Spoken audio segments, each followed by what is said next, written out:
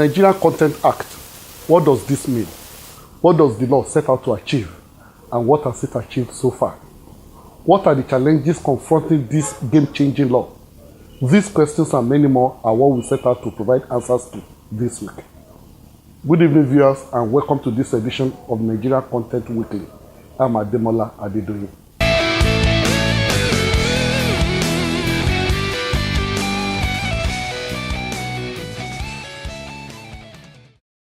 Nigerian Content Act, which came into being April 27, 2010, following President Goodluck Jonathan signing the bill into law, was conceived by government to develop in-country capacity and indigenous capabilities in the oil industry.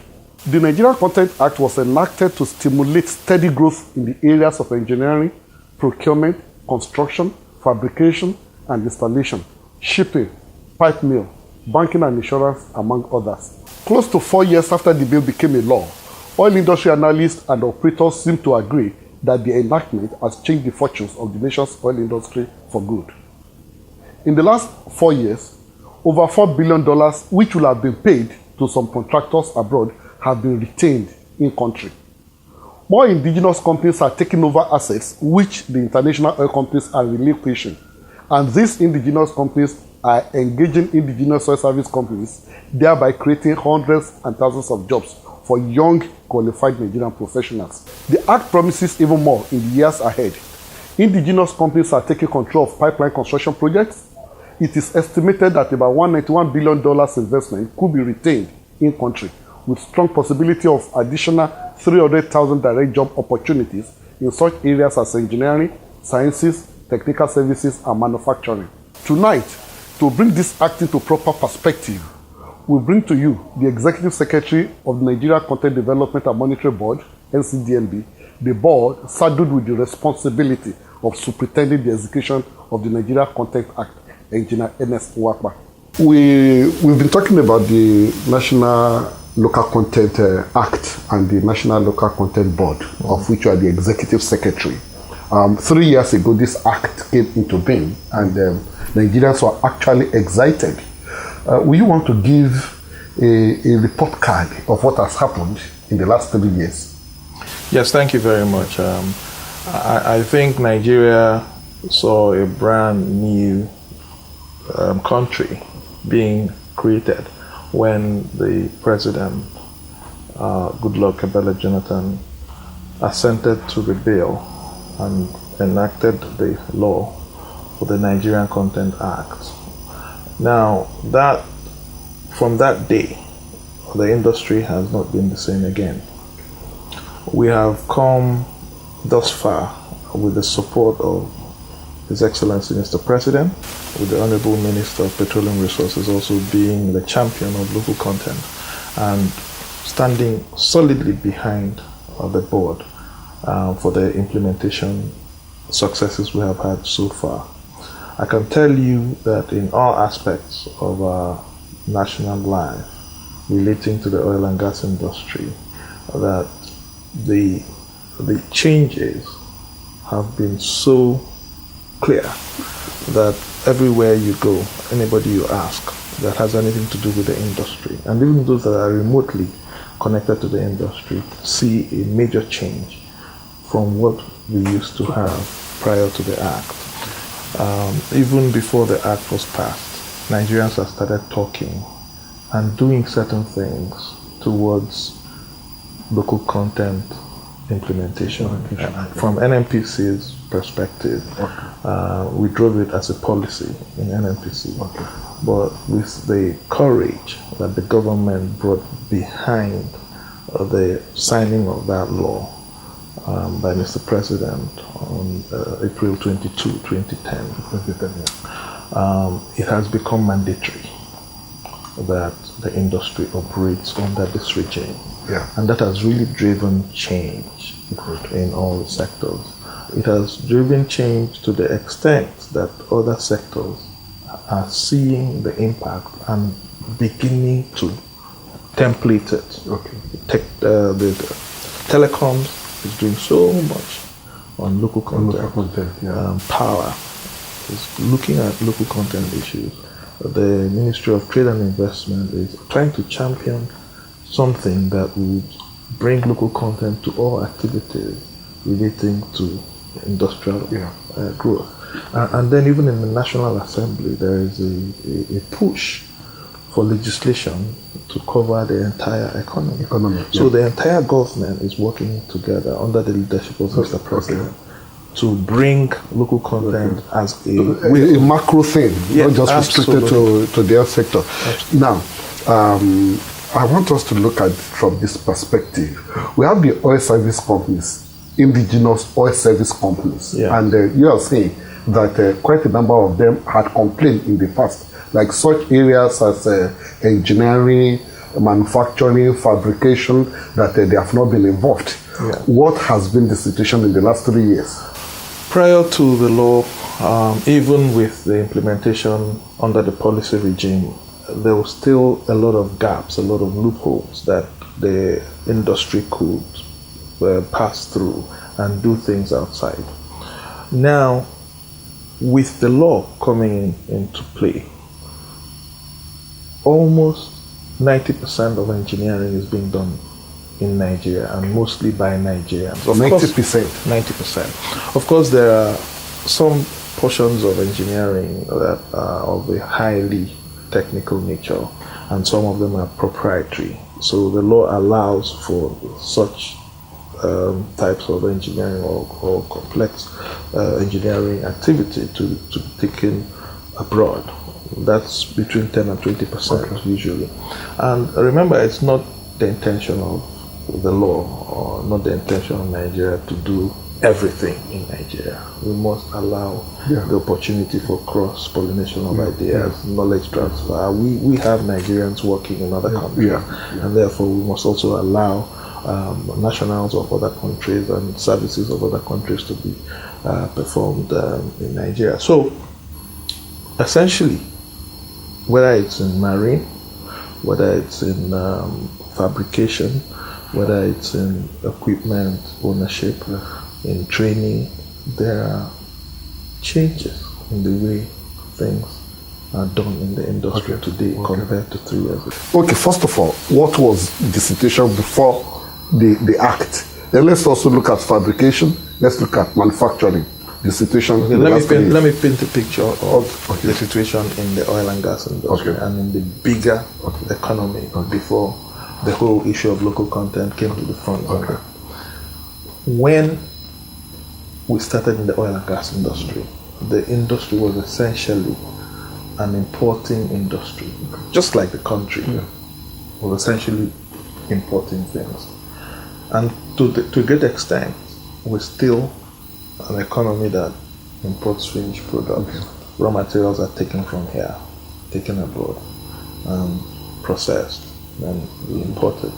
So crude oil is our major export. And that's why the government is trying to diversify into other things. But for a long time, crude oil has been our major export. And the focus was in revenue from the crude oil. The other values that we could get out of our oil and gas industry were all subsumed in that interest in the revenue from the crude oil. Therefore, we lost opportunities to create jobs here out of these activities. We lost opportunities to learn. We lost opportunities to actually retain some of the dollars spent for the oil and gas industry here. Of the value chain, out of the value chain in the oil and gas industry, we were only tapping one end of it. Every other thing we either imported from outside or we brought service providers from outside. So when you hear capital flight, it's all in this mix. So engineering, people were now doing engineering in Houston, so all the studies were being done abroad. Fabrication was being done in far-flung countries. All the equipment buying from Asia, everywhere. Therefore, there's really no value being added to the country by these activities. So you find engineers who graduate and they won't even have opportunities to do things in Nigeria because there was no shop floor. You can work in any of the oil companies. You could work in the government agencies, but there was no shop floor opportunity to really practice the real technology in the oil and gas industry. So the law that was passed became a major change agent. And before the law was passed, the NNPC had already started doing the policy. Okay. And the policy was really restricted to NNPC and its joint venture partners. Okay. That's where the practice of the local content started. Today, when we look back at some of the things that were happening in those days, we wonder why we even got into that in the first place. But it's never too late. Yeah. All the pipelines that were laid in Nigeria in the 70s, 80s were imported. Not one joint was made here. The electrodes used for them, the equipment used for laying them were owned by foreign companies. So you did 5,000 kilometers of pipelines. There is nothing we have to show for it in terms of retained capacity and value. This law addresses things like that. This law seeks to create a situation where we will make the pipes here and use Nigerian-made pipes for our projects. Yeah, I'm very particular about our oil service, indigenous oil service companies, because I believe that through them, the economy can be deepened and they can be involved and generate employment. Will you say that the indigenous oil companies were actually prepared for this law? What I mean by whether they were prepared, please, is the capacity. The capacity, yes. No. The capacity. Okay, let me address it. Okay. It's all part of the story. Oh, okay. You see, the nature of the industry at the beginning was multinationals ruled the entire space. Now, these multinationals started looking at local content in their own way, because it makes sense to really have people from the country working for you, but it was not driven to any particular extent. But there were Nigerians working in these companies, working for the oil companies too, and they began to learn the trade.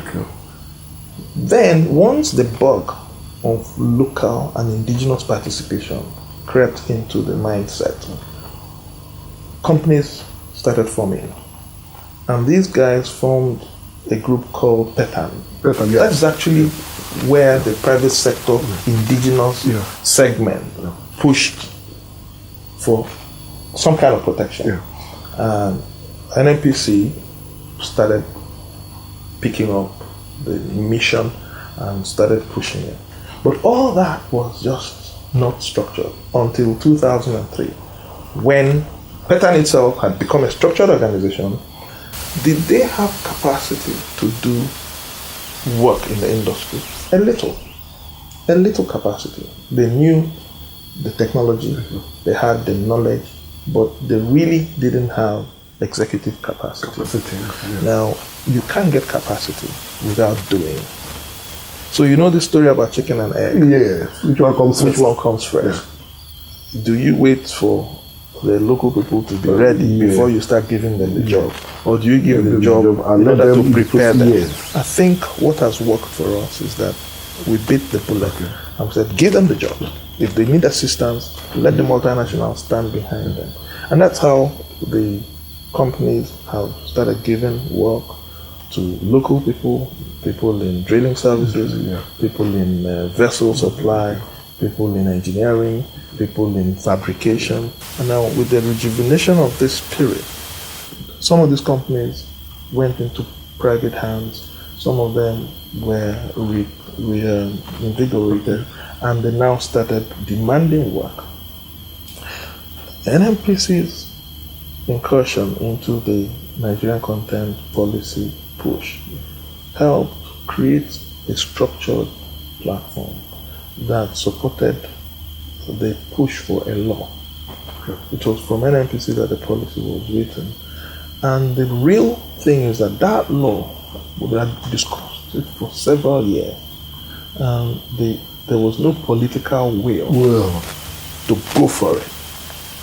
And that's why it's very significant that shortly after Mr. President assumed office and appointed Mrs. Zezani Alison Madek as Honorable Minister of Petroleum Resources, within 1 week, the issue of signing the law came to the front burner, and it was signed. From that day, the law was passed. A few days after, the Honorable Minister gave inaugurated and then gave a 7-point agenda. These are the targets we must focus on. We call them the key focus areas. Okay. And these focus areas included a number of employment opportunities you have to create, the makeup of the marine industry, indigenous ownership, the tonnage of fabrication we must be able to do in Nigeria, the participation of indigenes, enlightenment of Nigerians and the international community on the requirements of the law, the amount of money we must retain in the Nigerian economy. These are very critical performance indicators, and the timeline of 4 years was given to the board. So we measure our performance on how much we've done relative to these targets set by the minister. Because the minister is actually, beyond being the Honorable Minister of Petroleum Resources, she's also the chairman of the board. That is known. It is interesting, and I really wanted the viewers to have a very good understanding of the whole thing. That is why we've discussed this elaborately this way. Now, my question is this: you've spoken about the monetary terms. What should be retained in Nigeria through patronizing the local service companies and so on and so forth. What is the picture in the last 3 years? What will you say monetary term has been retained that ordinarily would have gone offshore? Well, there are direct and indirect consequences of this law. Positive consequences. There are sums of money that are retained because you're performing the services in Nigeria rather than doing it abroad. There are sums of money retained because you're paying Nigerians salaries. Beyond that, there is a massive inflow of investment capital being driven by the need to upgrade existing capacity in Nigeria. Because the law has said that you must do so much within the country. And if we had capacity to do so little, and you want to ramp it up like that, you need capital. Yes. And there's confidence, there's investor confidence that this law is being implemented very, very consistently to the letter. And that's why you see every yard without exception. You talk to any yard proprietor here in Nigeria, he will tell you how much he's investing. Talk to all the banks in Nigeria. There is no bank in Nigeria that is not putting some investment money into local yards and facilities. There are new yards that are coming up. Every new project that will be awarded in Nigeria must come up with a legacy facility. In other words, when we want to do any major project, we expect that project will span a yard, a manufacturing facility, a training school, some kind of capacity development initiative that would live after the project has been done. That is the method that we are using to increase executive capacity. And you talk about job creation. You can't legislate job creation. You can't direct it by policy. It is by the actions that we take. And that's why this government is pushing that we must create shop floors in Nigeria where people will work. It is not just like the way you budget more money and you employ more people. No. You drive the demand for people in Nigeria by saying that work should be done in Nigeria. And when you hear us say that 40,000 new job opportunities have been created, we're not picking that number from the air. It's additional man hours that are being done in Nigeria. Man hours translate to people. Yeah. And we have been able to analyze that by increasing the engineering man-hours from over 250 to more than 2 million over the years. In the last 3 years? Yes. By increasing fabrication tonnage and therefore man-hours in Nigeria by over 250%.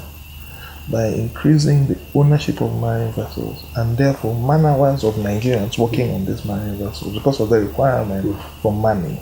By pursuing an aggressive expatriate quota management system, we are bringing in man-hours that would ordinarily be spent abroad, bringing them back to Nigeria. That's the way of bringing our jobs. Yeah. Then when you translate, there's a formula for checking how many people that can perform a certain number of man-hours in a year on a continuous basis. You will see the new jobs established. Yeah. Now, when we look at it like, okay, in the last 3 years, for instance, this contract, that ordinarily would have been given to some international or foreign oil service companies have been given to Nigerians. Certain things that will have been done abroad have been done in Nigeria and all of that.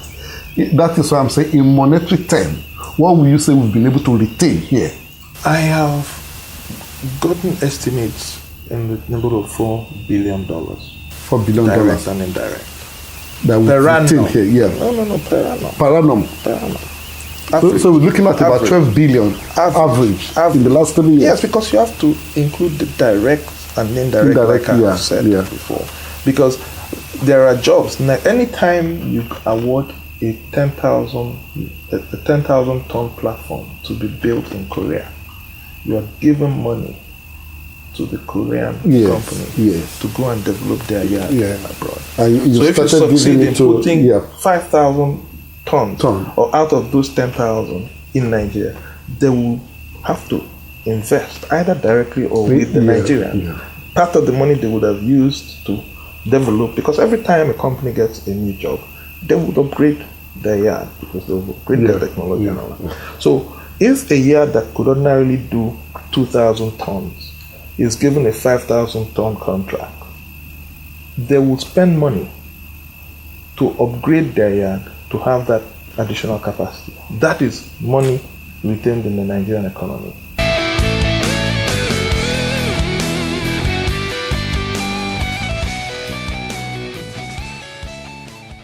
Well, viewers, that is the report card as prepared and presented by the Chief Executive of the Board overseeing this crucial act. Given the importance of this act to the nation's economic well-being, the last has definitely not been heard of this issue. In the weeks ahead, we will be engaging with operators and key players as we meet their first-hand testimonies to know what the enactment has done to this crucial sector of our national life. Till I come your way next week, I remain yours sincerely, Ademola Adedoyin. Bye for now.